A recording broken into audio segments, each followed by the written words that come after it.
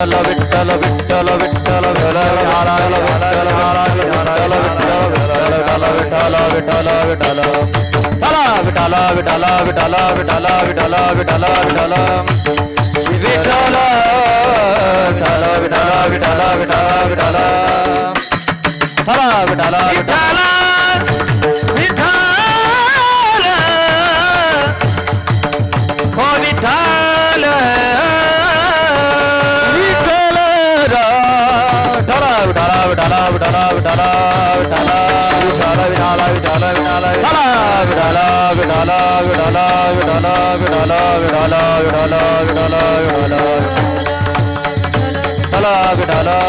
ताईचा आवाज द्या. विठ्ठल श्री ज्ञानदेव तुकाराम पंढरीनाथ भगवान की जय. ज्ञानेश्वर महाराज की जय. जगद्गुरु तुकाराम महाराज की. शांती ब्रह्म एकनाथ महाराज की जय. हनुमान की जय. शिवाजी महाराज की जय. हनुमान की जय.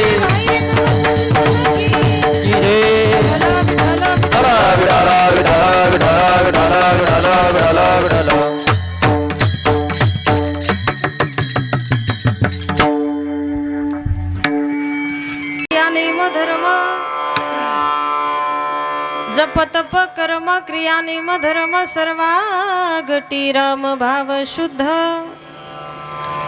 न सोडी हा भाव टाकी रे संदेहो राम कृष्ण टाहो नित्य पुढी जात वित गोत कुळशिळ मात जात वित्त गोत कुळशिळ मात भजे का त्वरित भावना युक्त हरिमुखे म्हणा पुण्याची गणना कोण करी ज्ञानदेव ध्यानी राम कृष्ण मनी वैकुंठ भुवनी घर केले हरिमुखे म्हणा पुण्याची गणना कोण करी पांडुरंगा करू प्रथम नमन दुसरे चरण संताची या त्यांच्या कृपा दाने कथेचा विस्तारू बाबाजी सद्गुरु दास तुका जय जय श्री राधा रमण जय जय नवल किशोर जय गोपी चित्त चूर प्रभु जय जय माखन चोर ज्ञानेशं ज्ञानमृतिं च साक्षात् प्रेम स्वरूपिणीं नामदेवं च दयामूर्तिं नाथं वन्दे पुनः पुनः वैराग्यस्य परामूर्तिं देहु क्षेत्र निवासिना तुकाराम महाराष्ट्र भक्तराज चतुष्टकं नमो ज्ञानेश्वरा निवृत्ति उदारा सोपान देवा मुक्ताबाई नमो त्रिभुवन पावनी आद्यत्रय जननी देवाची गंगा विशुद्धं नितपादस्पर्शं सर्वेष्टितं चुंबितं पुण्यस्थानं सराले स्थितं तं समाधिस्थमूर्तिं नमामि गंगा गिरिजीयोगिराजं तपो ज्ञान वैराग्य भक्ति स्वरूपं सदालंकृतं साधु संन्यास योगं मुखे यस्य वेदांत शास्त्रार्थ नितिं नमो नारायण गिरिं ब्रह्म स्वरूपं जयांचे केल्या स्मरण हो या सकळ विद्यांचे अधिकरण तेची वंदू श्री चरण श्री गुरूंचे ती नमस्कार होनी आता रंग येई वो श्रीरंगे रंगा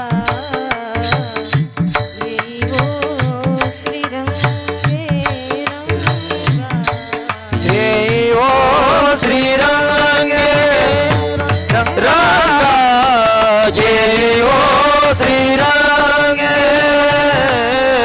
विठाई विठाई माझे का विठाई विठाई माझे कृष्णाई कानाई रंगा येई वो श्रीरंगे रंगा येई वो श्रीरंगे रंगा येई वो श्रीरंगे रंगा येई वो माथा चरणावरी श्री संताची माथा चरणावरी श्री संताची माता चरणावरी श्री संताची माता चरणावरी साष्टांग हे करी दंडवत साष्टांग हे करी दंडवत विश्रांती पावलो सांभाळा उत्तरी विश्रांती पावलो सांभाळा उत्तरी साष्टांग करी दंडवत साष्टांग करी दंडवत हे विश्रांती पावलो सांभाळा उत्तरी विश्रांती पावलो सांभाळा उत्तरी शरण शरण जे कनाथा पायी माथा ठेविला नका पाहू गुणदोष झालो दास पायाचा विठ्ठल विठ्ठल विठ्ठल विठ्ठल विठ्ठल विठ्ठल विठ्ठल जप तप कर्म क्रिया नेम धर्म सर्वागटी राम भाव शुद्ध न सोडी हा भावो टाकी रे संदेहो राम कृष्ण टाहो नित्य फोडी प्रस्तुत प्राप्तस्थळी प्राप्त प्रसंगी कीर्तन रूपी सेवेकरिता निवडलेला अभंग महावैष्णव मौली ज्ञानोबरा यांच्या हरिपाठ या ग्रंथातील सर्वांच्या पाठातील परिचयातील एकूण 5 चरणाचा अभंग सेवेकरिता निवडलाय. अभंग मोठा निवडलाय आणि वेळ कमी आहे, पण तरी तुम्ही घाबरू नका. हा एकूण 5 चरणाचा अभंग आहे. थोडा थोडा प्रत्येक चरणाला स्पर्श करण्याचा एक प्रयत्न, त्यापूर्वी थोडीशी प्रस्तावना. संकल्पित वेळेमध्ये होणारी ही सेवा सर्व वारकरी मंडळी थोडासा वाढवायला सांगा बरं जरा. आवाज वाढवते. काहीच नाही का? हो हो येईन थांब.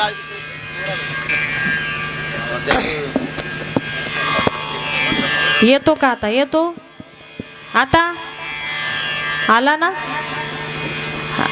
महावैष्णव मौली ज्ञानोबरायांचा एकूण 5 चरणाचा सर्वांच्या पाठातील परिचयातील हरिपाठ नावाच्या गोड अशा छोट्याशा ग्रंथामधला हा अभंग तुम्हा सर्वांच्या उपस्थितीमध्ये सकल साधू संतांच्या आशीर्वादानं भगवंताच्या कृपेनं संकल्पित वेळेमध्ये अभंगाला न्याय देण्याची माझ्या बुद्धीची कुवत नाही, पण एक स्पर्श करण्याचा प्रामाणिक प्रयत्न या ठिकाणी करणार आहे.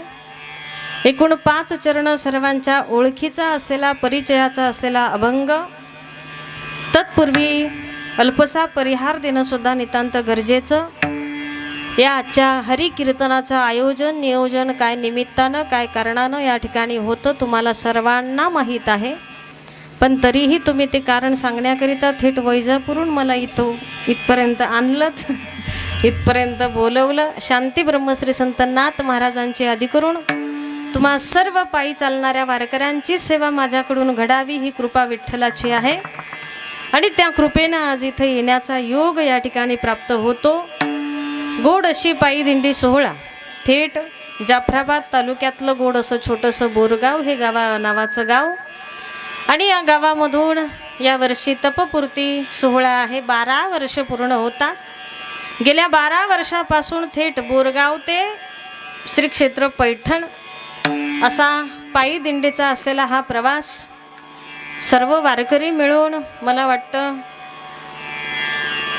बाबांचं आयोजन नियोजन व्यवस्थापन सुंदर अशा पद्धतीनं असल्या कारणानं दिवसेंदिवस लोकांच्या दिंडीतली संख्या कमी होत जाते, पण बाबांच्या दिंडीतली संख्या वाढत चालली आहे बरं का. या वर्षी जरा बहुसंख्येनं उपस्थिती या ठिकाणी, तशी दरवर्षीच असते, पण या वर्षी जरा या ठिकाणी चांगली लोक उपस्थिती या दिंडीकरिता या ठिकाणी दाखवतात. नाथ बाबांच्या दर्शनाकरिता नाथ महाराजांची सकल संतांची आमच्यावर कृपा व्हावी या भावनेनं तुम्ही आम्ही गोड हा प्रवास या ठिकाणी करतात. झाला आता उद्याच्याच दिवस तुमचा प्रवास आहे. तुम्ही परवाच्या दिवशी सकाळी पैठण या क्षेत्री या ठिकाणी पोहोचणार आहात आणि शांती ब्रह्मश्री संताच्या कृपेला नाथ महाराजांच्या कृपेला या ठिकाणी प्राप्त होणार, यामध्ये शंका नाही. कारण आम्ही आमच्यासारख्या महाराज लोकांनी गाडीनं येऊन इथपर्यंत कीर्तन करणं आणि तुम्ही सर्व लोकांनी पायी चालून तिथपर्यंत जाणं, याच्यामध्ये खूप मोठा फरक आहे, याच्यामध्ये खूप मोठी भिन्नता आहे. पण तरीही जसं ज्याच्या प्रारब्धानं ज्याला जसं सेवा मिळेल कर्म मिळेल तसं ते प्रामाणिकपणानं करत राहावं. तुम्हाला चालून त्यांच्या दिंडीत ही सेवा करण्याचं एक प्रारब्ध या ठिकाणी प्राप्त होत आहे आणि आमच्यासारख्यांना काहीतरी शारीरिक इश्यू असल्या कारणानं चालणं होत नाही, मग गाडीनं का होईना पण इथपर्यंत येऊन आम्ही सेवा या ठिकाणी देतोय. अशा आदरणीय परमार्थ प्रेमी जे तुम्हाला इथपर्यंत सुखरूपपणे या ठिकाणी घेऊन येतात, आज 12 वर्ष होतात असे आमच्या संबंध महाराष्ट्राचं असलेलं भूषण वारकरी संप्रदायातील एक अनमोल रत्न आदरणीय आमचे मार्तंडजी महाराज या ठिकाणी असतील. अगदी दरवर्षीप्रमाणे आग्रहाचं प्रेमाचं निमंत्रण त्यांच्या दिंडीमध्ये माझ्यासाठी त्यांच्याकडून असतंच, यामध्ये शंका नाही. आणि सेवेचा विशेष करून आग्रह या ठिकाणी राहतो. अगदी एक 4-5 वर्षापासून दरवर्षीप्रमाणे याही वर्षीची ही सेवा माझ्या वाट्याला नाथ महाराजांच्या कृपेनं माऊलीच्या कृपेनं या ठिकाणी सुपूर्द करण्यात येते आणि ती करण्याकरिता या ठिकाणी मी भगवंताच्या कृपेनं उपस्थित राहिले.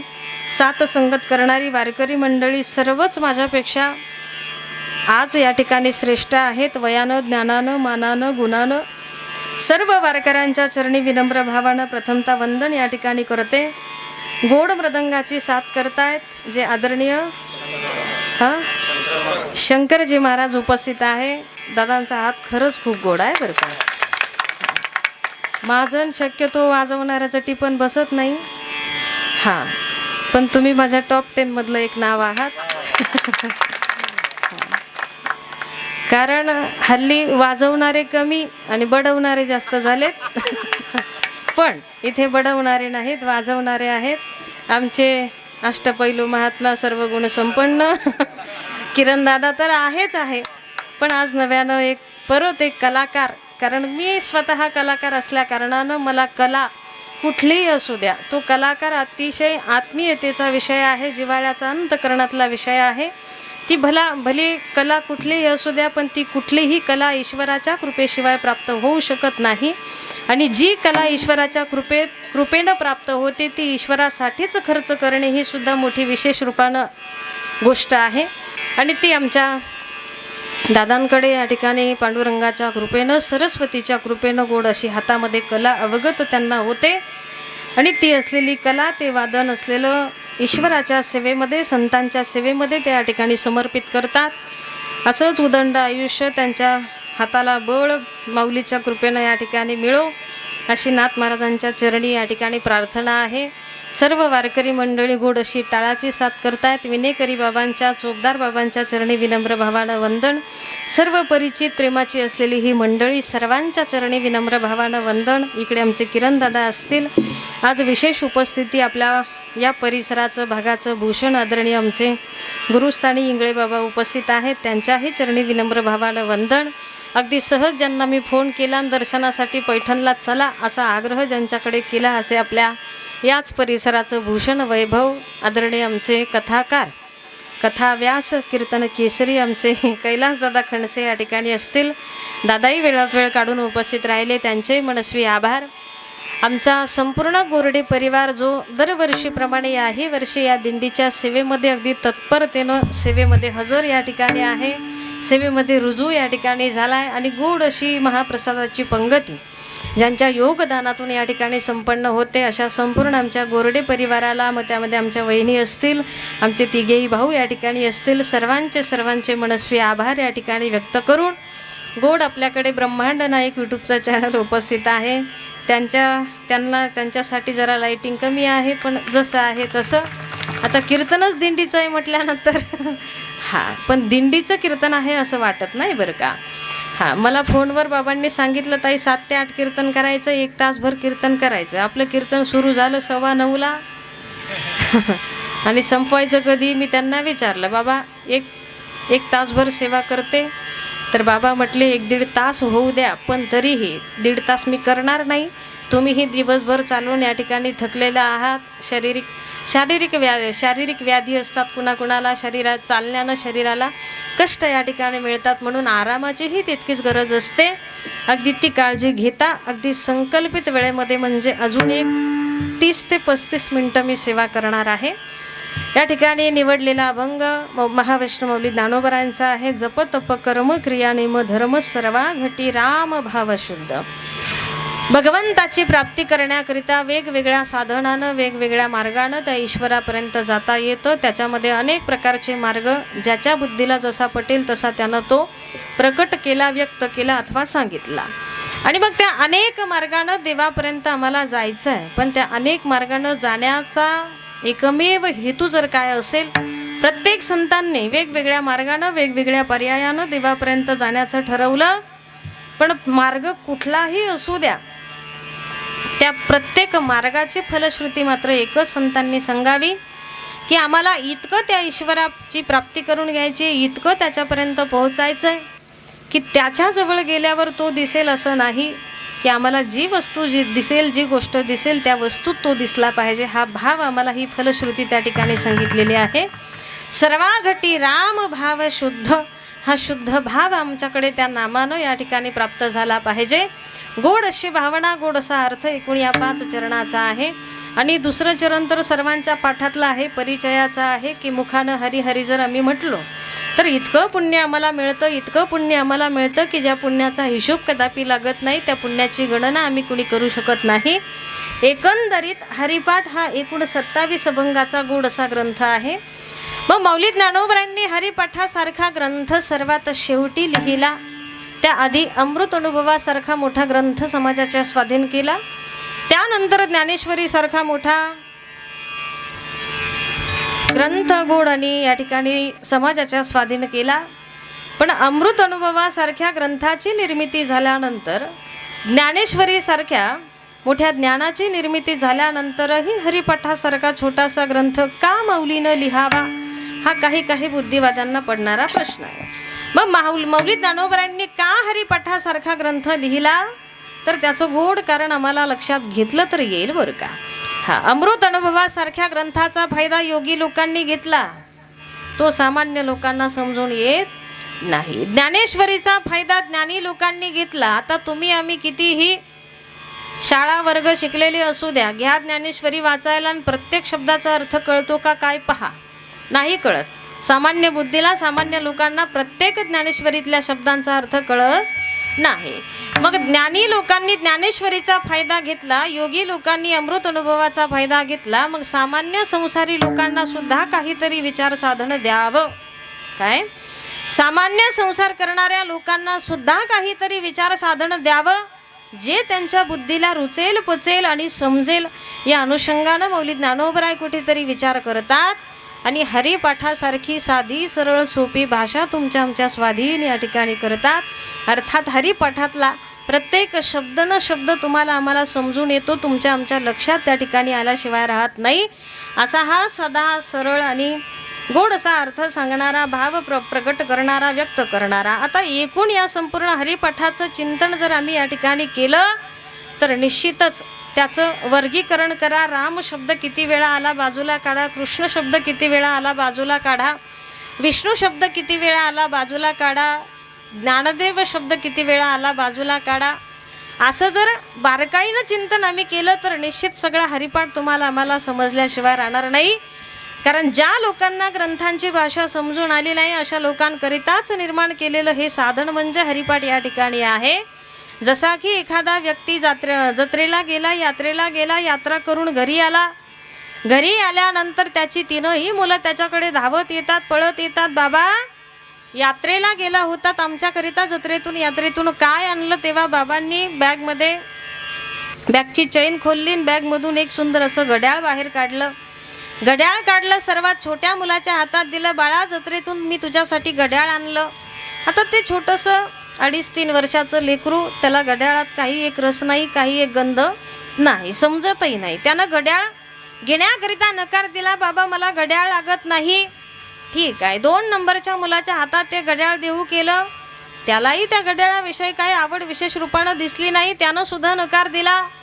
बाबा मला सुद्धा घड्याळ लागत नाही. सर्वात मोठ्या मुलाच्या जेव्हा हातात ते घड्याळ दिलं तेव्हा त्याला अतिशय आनंद झाला आणि त्यानं बाबाला बोलायला सुरुवात केली. बाबा खूप दिवस झाले मी शाळेमध्ये जातो, माझ्या सर्व वर्ग मित्रांच्या हातामध्ये असंच घड्याळ आहे आणि त्यांच्या त्या हातातलं घड्याळ जेव्हा पाहायचो तेव्हा मला सुद्धा इच्छा निर्माण व्हायची की मला सुद्धा असं घड्याळ पाहिजे होतं, हवं होतं. खूप दिवस झाले तशी ही घड्याळ घेण्याची इच्छा माझी होती आणि बरं झालं तुम्ही मला यात्रेतून जत्रेतून घड्याळ त्या ठिकाणी आणलं.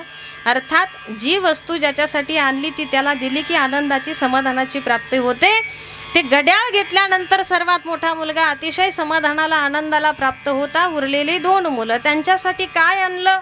2 नंबरच्या मुलाला विचारलं तेव्हा बाबांनी चेंडू काढला बॅगमधून आणि सर्वात लहान मुलाच्या हातात दिला. बाबा मला चेंडू लागत नाही, मला तो खेळताही येत नाही.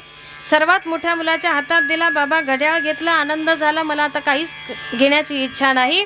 2 नंबरच्या मुलाच्या हातात चेंडू जेव्हा दिला त्याला सुद्धा इतका आनंद झाला. खूप दिवस झाले मित्रमंडळींसोबत बॉल चेंडू खेळण्याची इच्छा होती. बाबा बरं झालं तुम्ही माझ्यासाठी यात्रेतून चेंडू आणला, बॉल आणला. जी गोष्ट ज्याच्यासाठी आणली ती त्याला दिली की आनंदाची, समाधानाची प्राप्ती होते. मोठ्या पोराला घड्याळ हवी होती, लहान 2 नंबरच्या मुलाला चेंडू हवा होता. सगळ्यात लहान मुलगा आपला शांतपणे उभा आहे. बाबांनी त्याच्याकडे पाहिलं आणि त्याला विचारलं, बाळा तू घड्याळही घेतलं नाही, चेंडूही घेतला नाहीत, नेमकं तुला हवं काय आहे, तुझी इच्छा काय आहे? तर बाबा बॉलही मला खेळता येत नाही आणि घड्याळही मला कळत नाही. माझ्यासाठी जर जत्रेतून तुम्ही खाण्याकरिता काही जर खाऊ आणला असेल तर तेवढा तुम्हाला देऊ शकता. तेवढा खाऊ खाऊन मी आनंदी या ठिकाणी होऊ शकतो. अर्थात अमृत अनुभव हा एक प्रकारचा घड्याळाचा प्रसंग आहे जो सर्वात लहान मुलाला न पचनी पडणारा विषय आहे. 2 नंबरचा मुलगा जो ज्ञानेश्वरी वाचतो त्याला घड्याळातही रस नाही आणि त्याला खाऊ खाण्याचंही काही आकर्षण नाही. त्याचं त्या बॉलमध्ये, चेंडूमध्ये समाधान त्याला मानता आलं. पण सर्वात जो लहान मुलगा आहे, ज्याला कुठलाच खेळ खेळता येत नाही, ज्याला कुठलंच साधन वापरण्याचे अजूनपर्यंत नॉलेज त्या ठिकाणी आलेलं नाही, ज्ञान आलेलं नाही, अशा मुलानं बाबाकडे जसा खाण्याकरिता खाऊ मागितला तसाच तो खाऊ म्हणजे हरिपाठ तुमच्या आमच्याकरिता आहे. नाही आम्हाला अमृत अनुभव समजला, नाही आम्हाला ज्ञानेश्वरी समजली, पण हरिपाठ मात्र निश्चित तुम्हाला आम्हाला पचनी पडेल, रुजनी पडेल. आणि अशा या प्रकरणाचा विचार निश्चितच मौली ज्ञानोबरायांनी या ठिकाणी करावा. आणि या हरिपाठामध्ये गोड अशा या 27 अभंगाची गुंफण केलेली ती वेली, ती माळा, तो गजरा तुमच्या आमच्या स्वाधीन मौली ज्ञानोबरायांनी करावा. अशा या एकंदरीत हरिपाठाचं सगळ्याच अभंगाचं चिंतन केलं तर गोड असं ध्रुवपद आम्ही त्याच्या प्रत्येक अभंगाच्या या सुरुवातीला असेल, शेवट असेल, या ठिकाणी म्हणतो की हरी हरी आमच्या मुखानं आम्ही गायलो की आम्हाला इतकं पुण्य मिळतं, इतकं पुण्य मिळतं की ज्या पुण्याचा हिशोब त्या ठिकाणी लागू शकत नाही. हरिमुखे म्हणा, हरिमुखे म्हणा, पुण्याची गणना कोण करी. कारण एकंदरीत संपूर्ण हरिपाठामध्ये नामस्मरण हा मूळ महत्त्वाचा हेतू मौली ज्ञानोबरायांनी ठेवलेला आहे. आणि त्या नामस्मरणाचे सुद्धा असंख्यशा रूपानं फायदे सगळ्या हरिपाठामध्ये या ठिकाणी सांगितलेत. मग आता एवढं पुण्य आम्हाला मिळतं, एवढं पुण्य आम्हाला मिळतं, हरी हरी म्हटल्यानं फक्त पुण्यच मिळवता येतं का? नाही.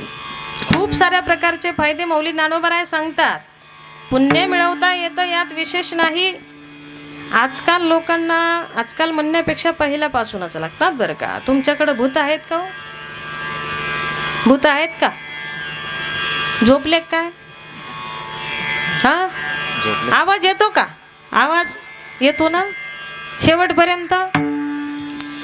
हा, मला आरडावारडा येत नाही, मला सासू सुनेचं पण येत नाही बरं का. तुम्ही जरा आहे त्याच्यात समाधान मानायला शिका.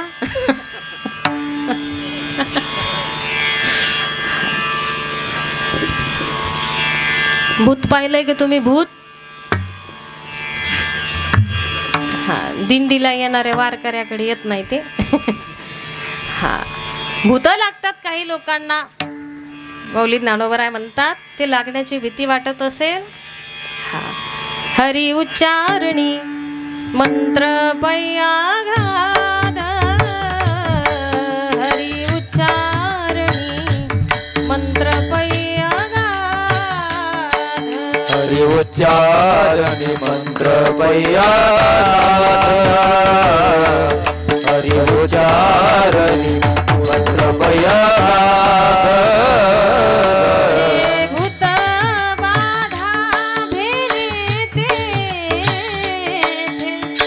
भूत बाधा भेने तेथे, हरी मुखे मना, हरी मुखे मना, हरी मुखे मना, हरी मुखे मना. भूत बाधा भूत बाधा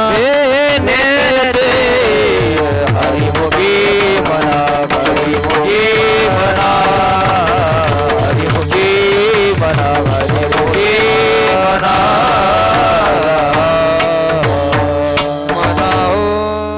हरी उच्चारणी मंत्र पयगाद, पळे भूत बाधा भेणे तेथे. हरी हरी आम्ही आमच्या मुखानं सतत चिंतन, नामस्मरण, भजन जर या ठिकाणी करत राहिलो तर जे भूत लागण्याची भीती सामान्य लोकांना वाटते ते भूत आम्हाला कदापि लागू शकत नाही. पळे भूत बाधा भेणे तेथे. हा, कारण हे जर भूत लागलं तर ते झाडाला खातं बरं का. तुमच्याकडे झाडच म्हणतात ना त्याला? ज्याला भूत लागलं त्याला झाडच म्हणतात ना, का दुसरं काही आहे? खोडबीड काही दुसरं काही नाही ना. हा, हे जर भूत लागलं तर ते झाडाला खातं, म्हणजे त्या जीवाचा विनाश करतं, आयुष्य संपून टाकतं, जीवन संपून टाकतं. पण याच्याही पेक्षा अजून एक जे मोठं भूत आहे ते जर कदाचित लागलं तर जीवनाचं सोनं झाल्याशिवाय राहत नाही बरं का. या भूतात, दोन भूतातला अंतर फरक मला तुम्हाला सांगायचा आहे. हा, पंढरीचे भूत मोठे, पंढरीचे भूत मोठे, पंढरीचे भूत मोठे, पंढरीचे भूत मोठे. आल्या गेल्या, आल्या गेल्या झडपी वाटे, बहु खेचरीचे रांगा, बहु खेचरीचे रांगा. हे आल्या गेल्या, आल्या गेल्या झडपी वाटे, बहु खेचरीचे रांगा, बहु खेचरीचे रांगा.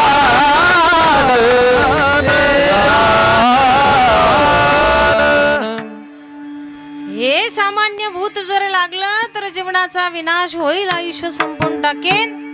पण ते जर भूत लागलं तर निश्चित जीवनाचं कल्याण हित सार्थक झाल्याशिवाय या ठिकाणी राहत नाही. आता याच्यामध्ये सुद्धा हे भूत लागू नये, ते भूत लागावं असं वाटत असेल तर दोन गोष्टी कराव्या लागतात. कुठल्या दोन गोष्टी? एक, मुखानं हरी हरी म्हणावं लागेल, आणि दुसरी, पवित्र गळ्यामध्ये तुळशीची माळ घालावी लागेल.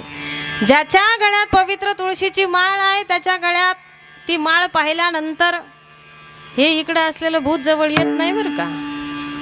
हा, येत नाही, माळीला ते घाबरतं, ते भूत जवळ येत नाही. पण हे भूत मात्र आकर्षित झाल्याशिवाय राहत नाही. हे लागणार नाही आणि ते लागल्याशिवाय राहणार नाही. याकरिता मुखानं हरी हरी शब्दाचं उच्चारण सतत ठेवा.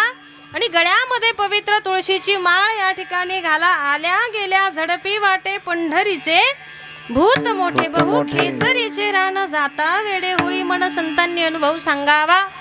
हा तो पांडुरंग परमात्मा एकदा का त्याचं वेड जीवाला लागलं रे लागलं की सफलतेकडे जीवन आयुष्य गेल्याशिवाय राहत नाही. असा हा भगवंताच्या भजनाचा होणारा फायदा. हे असलेलं भूत जे विनाशाकडे घेऊन जातं ते भूत आम्हाला कदापि लागत नाही. अजून एक गोड मोठा फायदा हरिपाठामध्ये भजनाचा नामस्मरणाचा माऊली ज्ञानोबारायांनी सांगावा. द्वारकेचा राणा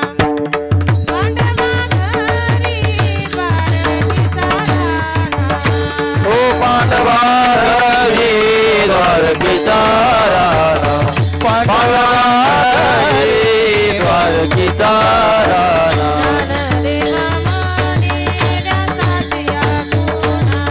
ज्ञानदेवा म्हणे व्यासाची अगोणा,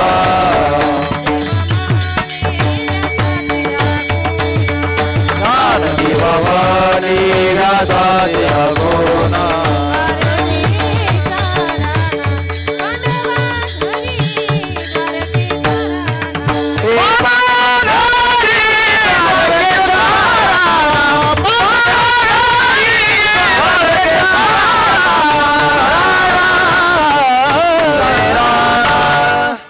द्वारकेचा राणा पांडवा घरी ज्ञानदेव म्हणे व्यासाची खुणा.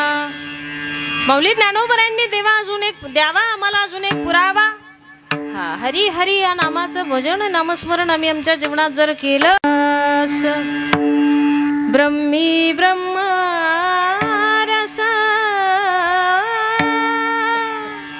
सेवो सदा, ब्रह्मी ब्रह्म रसा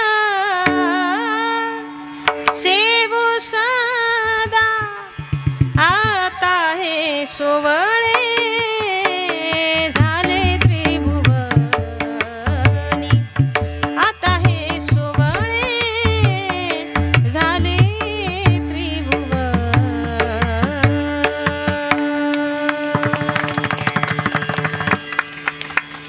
एकांतवास धारण करून आम्हाला ईश्वराचं भजन करता आलं पाहिजे.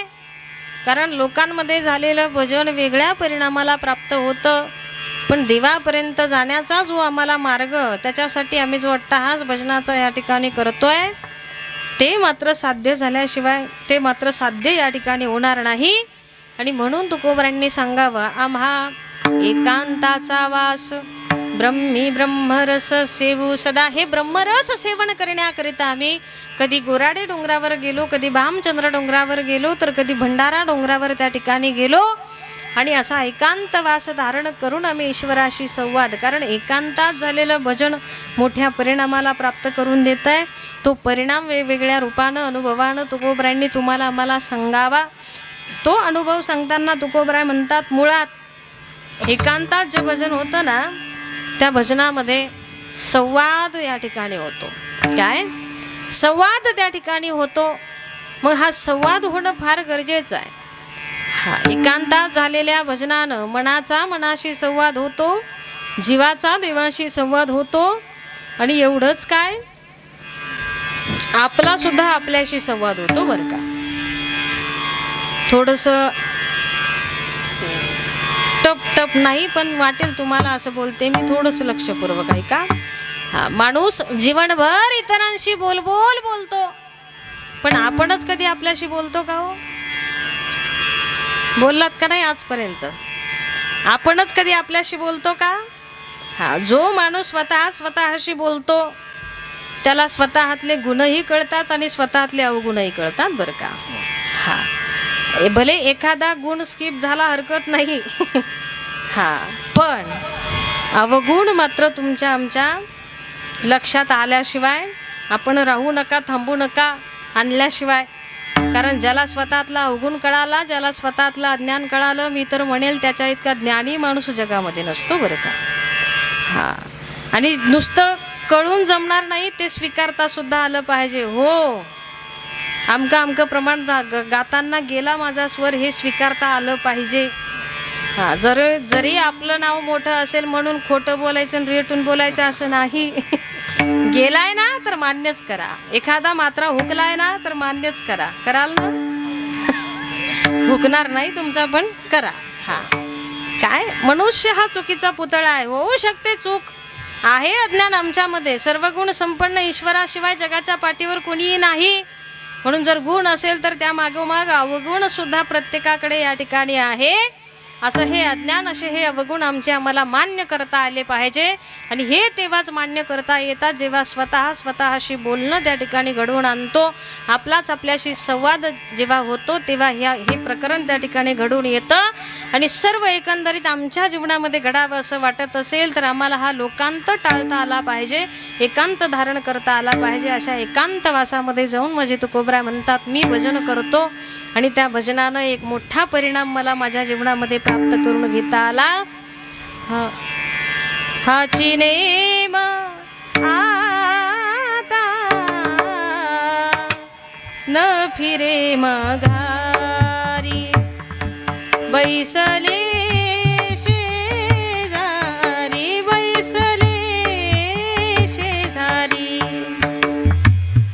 गोविंदाचे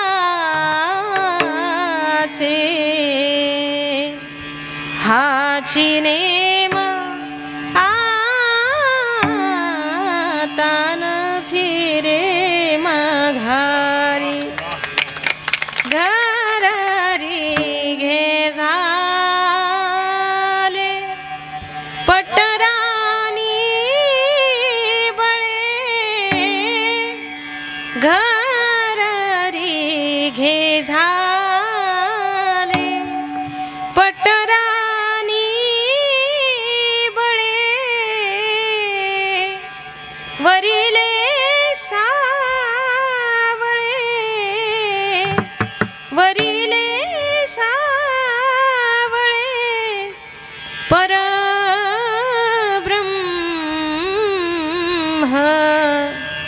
हाची नेम आता न फिरे माघारी, हाची नेम आता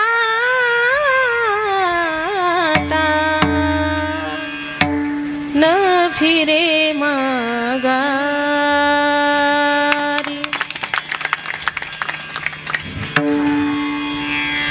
सातत्य एखाद्या नियमामध्ये आम्ही जर ठेवलं, 12 वर्ष पूर्ण झाले, मी म्हटलं बाबा आता दिंडी बंद करणार का? मी आपला सहज प्रश्न केला. ताई म्हणे असं कसं काय? एवढा प्रतिसाद, एवढं वारकरी लोकांची जर गोडवा, त्या भगवंताची ओढ त्या ठिकाणी तळमळ जर वाढत असेल तर असे सोहळे, असे उत्सव बंद करून चालत नाहीत. त्याच्यामध्ये सातत्य ठेवून ते चंद्र सूर्य असेपर्यंत टिकवून ठेवावे लागतात. म्हणून तुम्हाला आज या जागेमधून एक शब्द, एक वचन असं देते की ही असलेली सेवा आहे तोपर्यंत अशीच मी तरी ठेवू इच्छिते. तुमचं काय असेल ते मत मला पुढच्या वर्षी तुम्ही सांगू शकता. सातत्य असलं पाहिजे. जो नियम आम्ही आमच्या जीवनामध्ये चालू करतोय तो फक्त नवीन 4 दिवस सासूचे 4 दिवस सोनाचे काय म्हणतात ना, असं काहीतरी तसं नको आहे. सुरू करायला महत्त्व नाही. शास्त्रीय भाषेत योगापेक्षा क्षेम जरा कठीण असतो बरं का. योग म्हणजे जे नाही ते मिळवणं, क्षेम म्हणजे जे मिळवलंय त्याचं रक्षण करणं, त्याचा सांभाळ करणं, ते टिकवून ठेवणं. योगापेक्षा क्षेम हा कठीण मानलेला आहे. प्राप्त करून घेताय त्यात विशेष सांगितलं नाही, ते चालू किती दिवस राहतं यात विशेष आहे. मग जो आमचा दिंडीचा 12 वर्षापासून जो नियम आम्ही चालू ठेवला तो नियम तुम्हीही आता मोडू नका, मीही मोडत नाही बरं का. मान्य आहे ना? हाची नेम आता न फिरे माघारी, बैसले शेजारी गोविंदाचे. त्या ईश्वरा शेजारी माझी जागा मी तयार करून घेतली. संतांनी मोठा गोड अनुभव तुमच्या आमच्या समोर ठेवलाय. वेळ आपल्याकडे कमी आहे. किती आहे अजून? 10 मिनिटं का? नाही ना, जरा त्यांच्या चेहऱ्याकडे पण पाहावं लागेल ना. नाही, दिंडीत एवढं सुंदर नियोजन म्हटल्यानंतर मला सुद्धा मोह आवरत नाहीये. आता मी काळजावर दगड ठेवून कीर्तन बंद करणार आहे बरं का. नाही तर काही काही बऱ्यापैकी सप्त्यात सुद्धा इतकं पोषक वातावरण मिळत नाही जे आपल्या दिंडीत या ठिकाणी तयार होतं. ही ईश्वराची संतांची कृपा या ठिकाणी निश्चितच आहे, यामध्ये शंका नाही. जो नियम आम्ही आजवर चालू केला आहे प्रामाणिकपणानं, तो आमचा श्वासात श्वास आहे तोपर्यंत अखंडितपणे असाच आम्हाला चालू ठेवता आला पाहिजे. त्याच्यामध्ये कसल्याही प्रकारचा विक्षेप अडथळा येऊ नये ही जाणीवपूर्वक घेतलेली काळजी तुकोबरायांकडे होती. आणि त्या काळजीनं हा केलेला परमार्थ, हे केलेलं भजन ते एका योग्य त्या अधिकाराला प्राप्त त्या ठिकाणी झालं. तुकोबराय म्हणतात, मला ही जागाही मिळवता आली, इथे माझ्यात संवादसुद्धा मला घडवून आणता आला, जो मनाचा मनाशी होता, जीवाचा ईश्वराशी होता. मग तुमचं आमचं भजन हे एकांतात कमी, लोकांतात जास्त, म्हणून आमच्या भजनात हा संवाद होतो की नाही माहीत नाही, पण वाद मात्र झाल्याशिवाय राहत नाही. हां, कैलास दादा, पैठण तालुक्यात होतात का वाद? नाही ना, अजिबात नाही, अजिबात. बापरे, तंटामुक्त हे काय जाहीर करावं लागतं काय? पैठण जिल्हा, पैठण तालुका. वा वा, चांगली गोष्ट आहे. होत नसेल तर चांगली गोष्ट आहे बरं का. हां, पण असे एकही गाव सापडणार नाही जिथे भजनी मंडळात वाद होत, हे माहिती आहे ना मला. हे माहिती आहे मला, चांगलं माहिती आहे, कारण तुमच्यापेक्षा जास्त गावचं पाणी मी पण पिली आहे. हां, आता रोज एका गावाला जाणं होतं म्हटल्यानंतर शंकाच नाही, शोधून सापडणार नाही. जरी तंटामुक्तीच्या भल्या मोठ्या कमानी आम्ही गावाच्या बाहेर छापलेला असो, गावात नसतील वाद, पण भजनी मंडळात राहतात. हा, वाद नको, संवाद महत्वाचा आहे बरं का. हा, उद्यापासून हरिपाठ म्हणताना जे काही भजन तुम्ही म्हणतात त्या भजनामध्ये हे प्रकरण लक्षात घेऊन ते भजन म्हणा बरं का. नुसतं म्हणायचं म्हणून म्हणायचं नाही. हा, ज्याच्यातून काही आम्हाला प्राप्त होईल का, जे आम्ही गातोय, जे आम्ही म्हणतोय ते आमच्या देवाला आवडेल का, हा सुद्धा विचार ते गाताना आला पाहिजे, ते म्हणताना आला पाहिजे. एरवी हरी हरी म्हणावे. याच्या आधीचं काय आहे माहिती आहे तुम्हाला? हा, साधं आम्ही आमच्या मुखानं नुसतं हरी हरी जरी म्हटलो तरी ते जगाच्या मालकाच्या कानाला गोड लागलं पाहिजे. इतकं गोड, इतकं मंजूळ आम्हाला ते भजन त्या ठिकाणी करता आला पाहिजे. पण तुमचं आमचं वेगळंच काहीतरी चाललंय. एका भजनात दुसऱ्या भजनात डोक्यात टाळ फेकून आणला. हां, का बरं आणला विचारलं, काय नाही तर रागच तेवढा आला तर दुसरं काही सापडलं नाही म्हणे, मग टाळ होता हातात आणि हाणला. आता टाळ ही काय हाणायची गोष्ट आहे का? हा, माझ्या तुकोबरायांची दृष्टी नजर सांगते, विठ्ठल टाळ विठ्ठल दिंडी. टाळ म्हणजे प्रत्यक्ष विठ्ठलाचं स्वरूप मांडणारी माझी नजर तुकोबरायांकडे आहे. अशा तुकोबरायांच्या नजरेनं आम्ही त्या टाळाकडे कधी पाहिलंच नाही. आमचा हरिपाठ झाला की कुठंही आम्ही टाकून देतो, कीर्तन झालं की कुठंही आम्ही टाकून देतो. हा, तेवढा पकवाज मात्र त्याला खर्च आहे म्हणून वाजवणारे काळजीनं त्याला व्यवस्थित बॅगमध्ये ठेवतात बरं का. हा, इकडं तिकडं पडला तर उगा काय लहान लेकरांनी खोडी केली म्हणजे परत 2,500-3,000 रुपयाला. हा, जे साधन आम्ही भगवंताच्या प्राप्तीकरिता वापरतोय त्या साधनाची सुद्धा काळजी संत घ्यायला सांगतात. मग टाळ मनाला वाटेल तिथून घ्यायचं आणि मनाला वाटेल तिथंच टाकून द्यायचं, ही टाळ टाकण्याची गोष्ट नाही बरं का.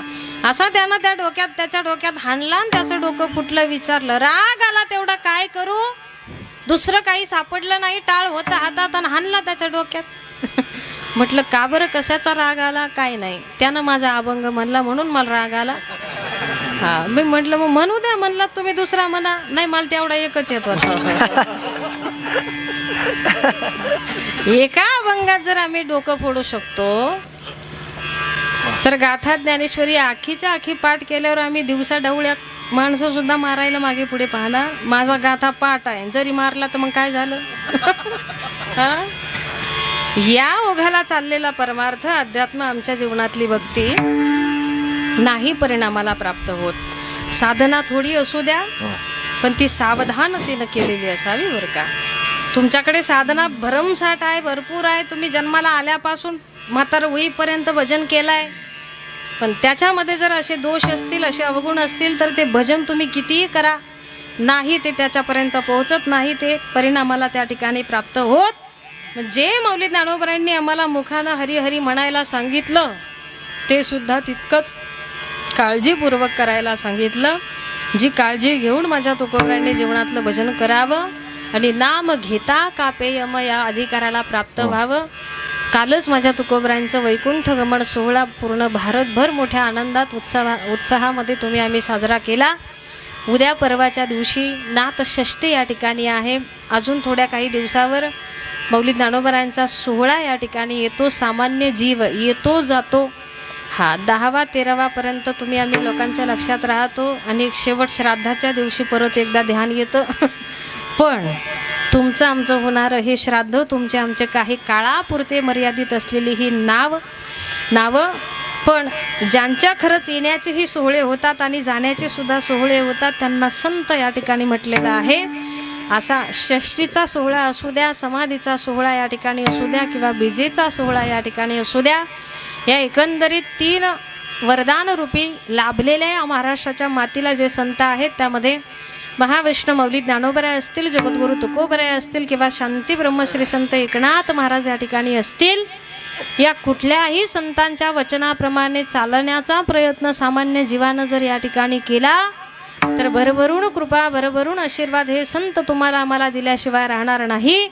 आणि एकदा का संतांच्या कृपेचा हात आमच्या मस्तकावर या ठिकाणी राहिला की मग मज हरी उपेक्षिना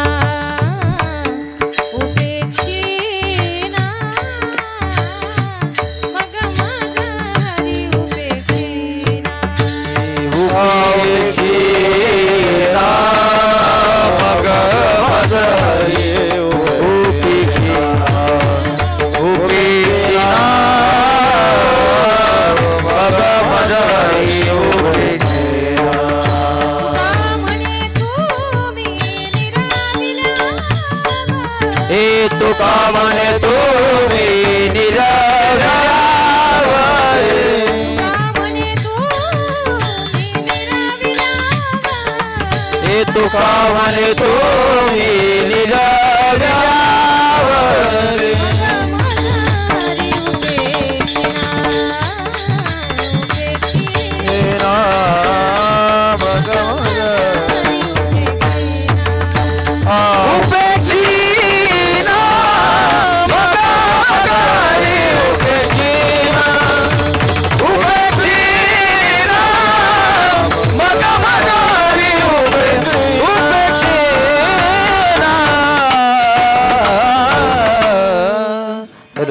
हरी उपेक्षिना तुका म्हणे तुम्ही निराविल्यावरी माझ्या तुकोबरांनी द्यावा पुरावा द्यावा दाखला. संतांनी एकदा जीवावर कृपा केली की तो विटेवरचा विठ्ठल विश्वाचा मालक आमची उपेक्षा करू शकत नाही. एवढं सामर्थ्य संतांच्या कृपेत सांगितलंय, एवढी शक्ती संतांकडे या ठिकाणी सांगितली आहे. म्हणून तो उपेक्षा करू शकत नाही, तो मला डावलू शकत नाही.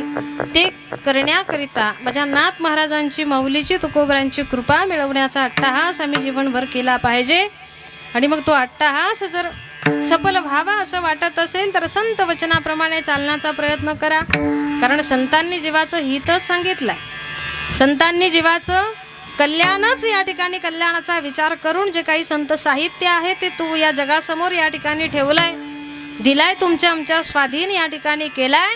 अशा संत विचारानं जर चालायचं झालं तर हरिपाठाचा विचार करू गेला तेवढे मोठे फायदे जर हरी म्हटल्यानं होतात तर निश्चित माऊलीचं सुद्धा सांगणं आम्ही ऐकलं पाहिजे.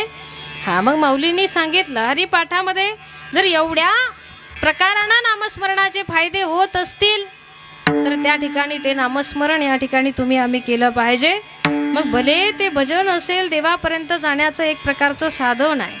तिथे तुम्ही साधनापैकी कुठलंही साधन वापरा, त्याच्यामध्ये जप असेल, तप असेल, यज्ञ असेल, याग असेल, काही क्रिया वेगवेगळ्या भिन्न भिन्न प्रकारची साधनं शास्त्रामध्ये या ठिकाणी आम्हाला वाचायला मिळतात, अभ्यासायला मिळतात. पण त्या सर्व साधनांची मात्र फलश्रुती मात्र एकच या ठिकाणी सांगितलेली आहे. जेव्हा गंगा सागराहून कावडीमध्ये नाथ महाराजांनी पाणी घेऊन यावं आणि थोड्याच काही 10-5 फुटाच्या अंतरावर आता रामेश्वराला अभिषेक घालायचा आहे त्या पाण्याचा म्हणून चाललेत नाथ महाराज. पण रस्त्याच्या कडेला एक तहानेनं व्याकुळ गाढव जीवानं कासावीस होत आहे, हातपाय खोडत आहे.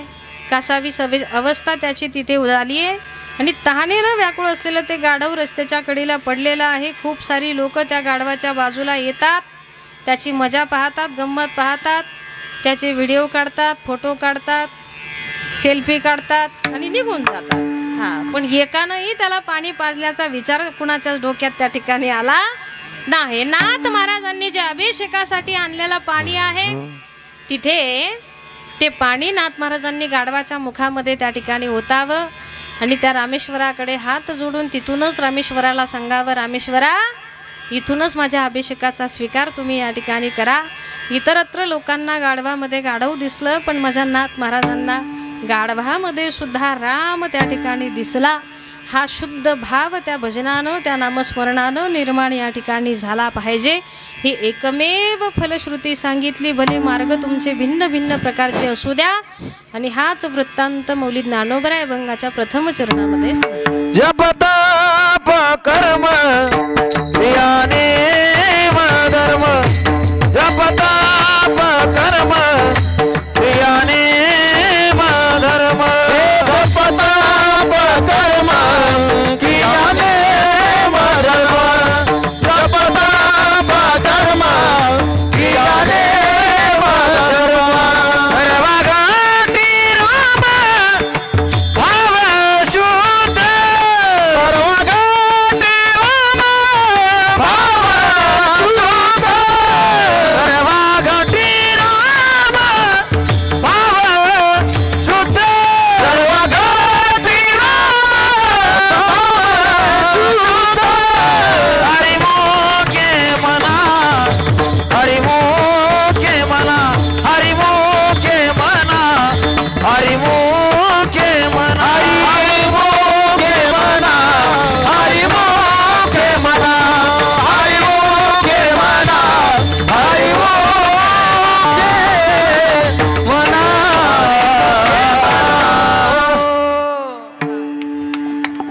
वाच वाटाळी जे जागे आहेत त्यांनी.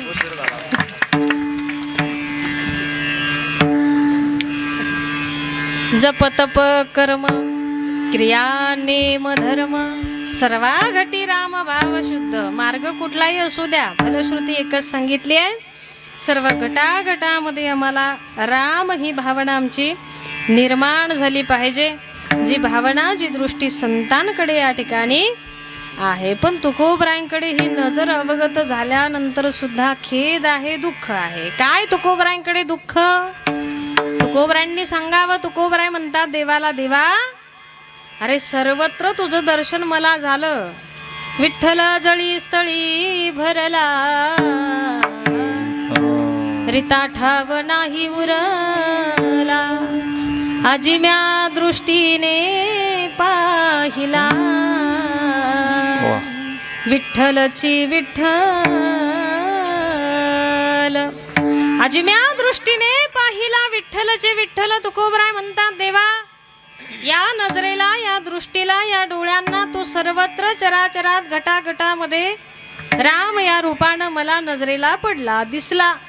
पण अजूनही कुठेतरी खंत आहे, शंका आहे, दुःख आहे. ते कुठल्या?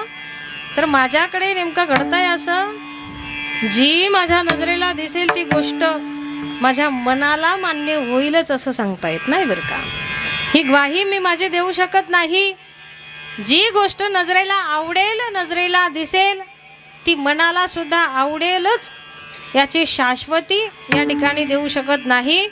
म्हणून तुकोबरायांनी तीही देखील व्यवस्था भगवंताकडे इच्छा व्यक्त करून त्याचा बंदोबस्त त्या ठिकाणी करावा. नर नारी बाळे अवघा नारायण, नर नारी बाळे अवघा नारायण, नर नारी अवघा नारायण, नर नारी बाळे अवघा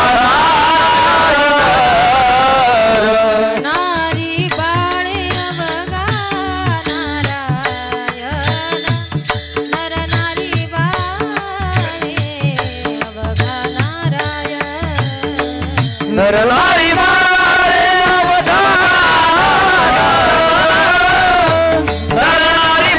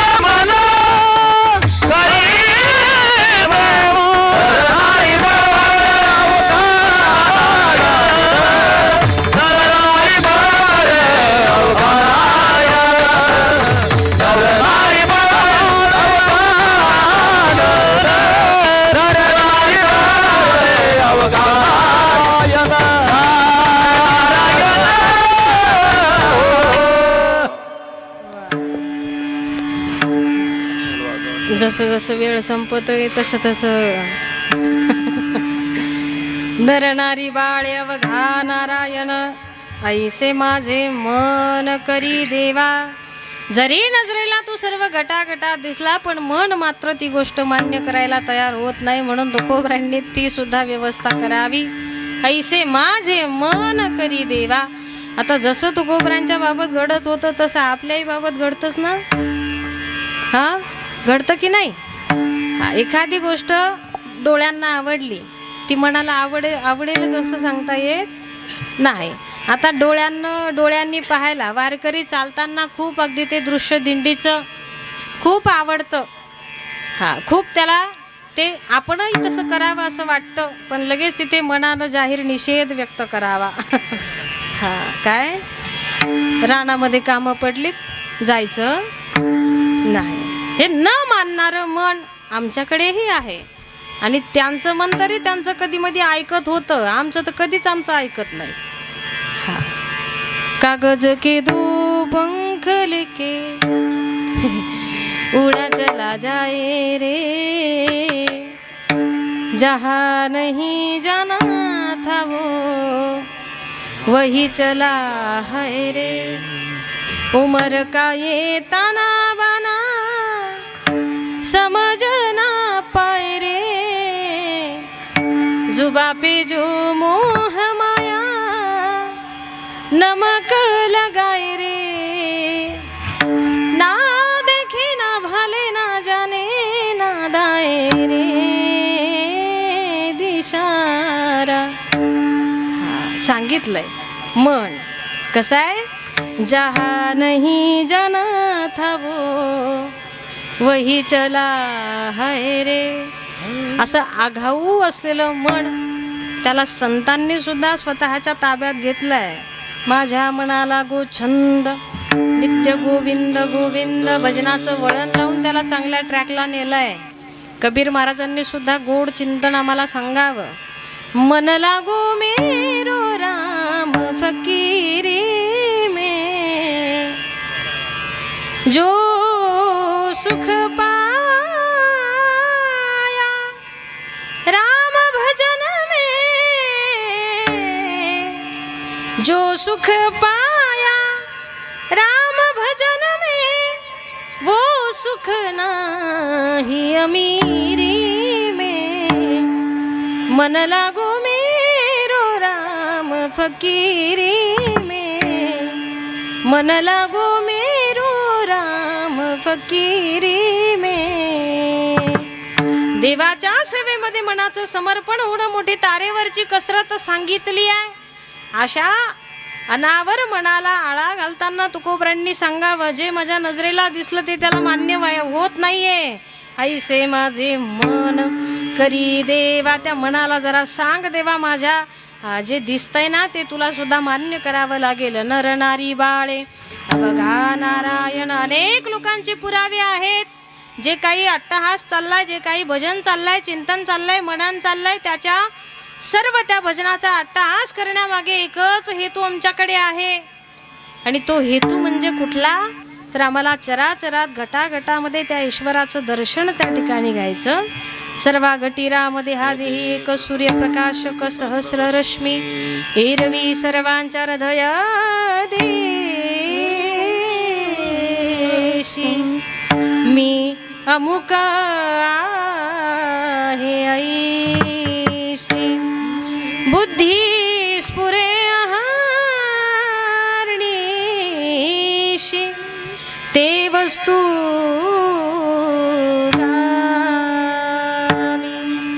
तैसा हृदयामध्ये मी रामू, असता सर्व सुखाचा रामू. परिभ्रांतासी कामू, विषया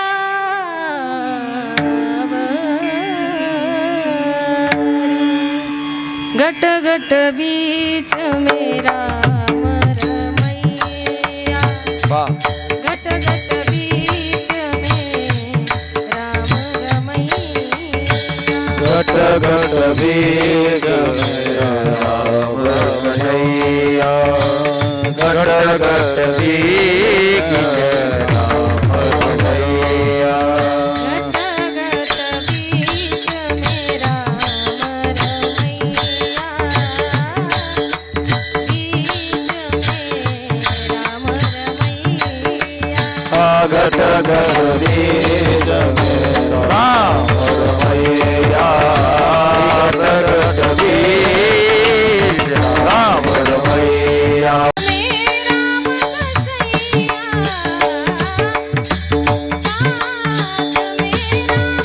बसैया पात मेरा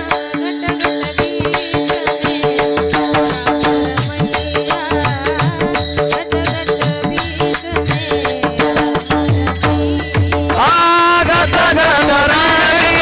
राम रमैया घट घट राम रमैया घट घट राम रमैया राम रमैया राम रमैया कबीर महाराज देतात पुरावा संतांकडे नजर आहे दृष्टी आहे ज्या नजरेनं तो दिसला डार डार पात में राम बसैया डार डार पात में राम बसैया घट घट बीच में राम रमैया चराचरा तो ईश्वराचा वास या ठिकाणी आहे अंश त्या ठिकाणी आहे हा भाव त्यामागे निर्माण आमच्याकडे झाला पाहिजे मार्ग कुठलाही असू द्या साधन कुठलाही असू द्या जप तप कर्म क्रिया नेम धर्म सर्वा घटी राम भाव शुद्ध आणि मग हा एकदा का निर्माण झालेला शुद्ध असलेला निर्मळ स्वच्छ असलेला भाव त्या ठिकाणी आहे ना तो भाव मला काही झालं तरी सोडायचा नाही न सोडी हा भाव टाकी रे संदेहो राम कृष्ण टाहो नित्य फोडी तो भाव निर्माण झाल्यानंतर कुठलाही जरी थोडा जरी संदेह अर्थात शंका निर्माण होते तर बसा, बसा, ती 2 मिनिटं बसा. साधना हा निष्फळ उठू नका, त्या उठू नका ठिकाणी कोणी. झाल्याशिवाय राहत नाही जाऊ द्या चालून चालून थकल्या त्या झाले 1-2-5 मिनिटं फक्त संदेह कुठल्या प्रकारचा अंतःकरणामध्ये मनामध्ये या ठिकाणी आणू नको आणि तो संदेह जर निर्माण झाला तर काय मोठी हानी त्या ठिकाणी होणार यामध्ये शंका नाही तो संदेह निर्माण होऊ नये असं वाटत असेल तर रामकृष्ण नामाचा टाहो तुला नित्य त्या ठिकाणी फोडावा लागेल शुकदेवजींनी देवाला प्रश्न करावा देवा अनेक लोकांचा तो उद्धार केलास काय म्हणून केला व्याघ्राचं आचरण पाहिलं नाही सुदाम देवाचं धन पाहिलं नाही उग्रसेनाचा पुरुषार्थ पाहिला नाही कुब्जेचं रूप त्या ठिकाणी पाहिलं नाही गजेंद्राचं ज्ञान त्या ठिकाणी पाहिलं नाही अशा या लोकांचा तू काय म्हणून उद्धार केलास तेव्हा देवानं सांगावं भक्ती भाव शुद्ध असलेला तो भाव ते असलेलं भक्तीविषयी माझ्याविषयी असलेलं प्रेम एखाद्या दासानं भक्तानं मला जर समर्पित केलं तर जात वित गोत कुळशिळ मात भजे का त्वरित भावना युक्त मी त्याचं हे कसल्याच प्रकारचा काहीही दोष त्या ठिकाणी पाहत नाही म्हणून मौली ज्ञानोबरांचा सुद्धा आग्रह जीवाकडे म्हणजे तुमच्या आमच्याकडे असा या ठिकाणी झालाय तो जर या ठिकाणी जात वित गोत कुळशिळ या ठिकाणी जर काहीच प्रकरण पाहत नसेल तर आम्ही त्याला भजण्याकरिता आमच्या जीवनामध्ये या परमार्थाची भक्तीची भजनाची त्वरा त्या ठिकाणी केली पाहिजे भज हा धातू सेवा या अर्थानं आलेला आहे भजलं पाहिजे म्हणजे सेवा त्या भगवंताची केली पाहिजे ही सेवा इतकी ती करण्याकरिता त्वरा करा करावी तातडी परमार्थाची कारण वेळ जर आमच्या हाती निघून गेली तर त्याचा उपयोग होणार नाही आता तुम्हाला सर्वांना चालणं होतं आणि तुम्ही दिंडीत येतात ही तुम्हाला मिळालेल्या संधीचं सोनं आहे बरं का नाही तर काही लोक जोपर्यंत चालणं होतं तोपर्यंत संसार करतात आणि ज्या दिवशी गुडघे जातील त्या दिवशी दिंडीला जातात बरं का हा तुमचा परमार्थ फळाला प्राप्त होणारा नाहीये